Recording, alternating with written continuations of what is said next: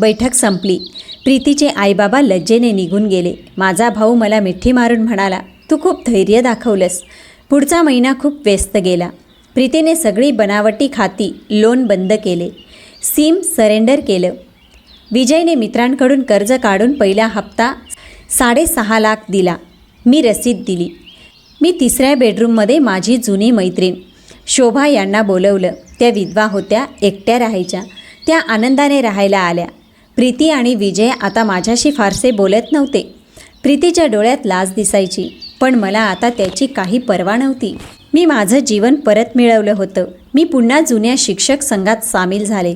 दर महिन्याला भेटायचो, गप्पा मारायचो. एका NGOसोबत व्हॉलंटिअरमधून काम सुरू केलं, ज्यामध्ये वृद्धांना फायदेशीर मदत मिळते. मी माझी कहाणी सांगायचे आणि इतरांना सांगायचे की आपले हक्क कसे मिळवायचे.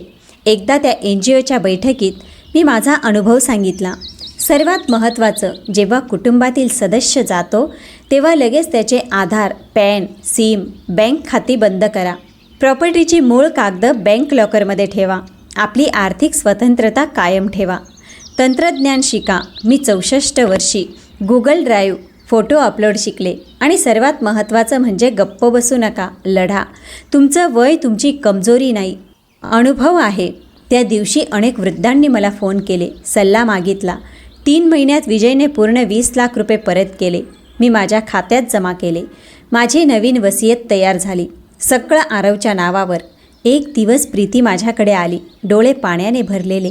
आई, मला माफ करा, मी खूप मोठी चूक केली. मी शांतपणे म्हणाले, प्रीती, मी तुला माफ केलं आहे, पण विसरले नाही आणि विश्वास परत येऊ शकत नाही. तू तुझं आयुष्य जग, मी माझं जगते. ती चुपचाप निघून गेली. आज जेव्हा मी मागे वळून पाहते तेव्हा मला अभिमान वाटतो. मी स्वतःसाठी लढले. मी बळी ठरले नाही, मी लढवय्या झाले. आज एक स्वतंत्र, आत्मनिर्भर स्त्री आहे. माझं घर, माझी पेन्शन, माझे मित्र.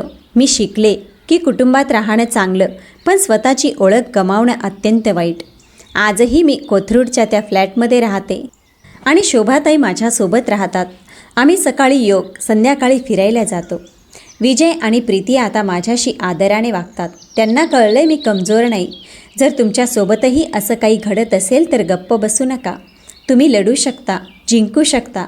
मेलेली लोक फोन करत नाहीत, पण त्यांच्या ओळखीचा दुरुपयोग होऊ शकतो. सावध रहा, सतर्क रहा. आणि तुम्ही जर सतर्क असाल तर खाली कॉमेंट बॉक्समध्ये सतर्क आहोत असं नक्की लिहा. संपूर्ण व्हिडिओ ऐकण्यासाठी खाली दिलेल्या त्रिकोणावर प्रेस करा.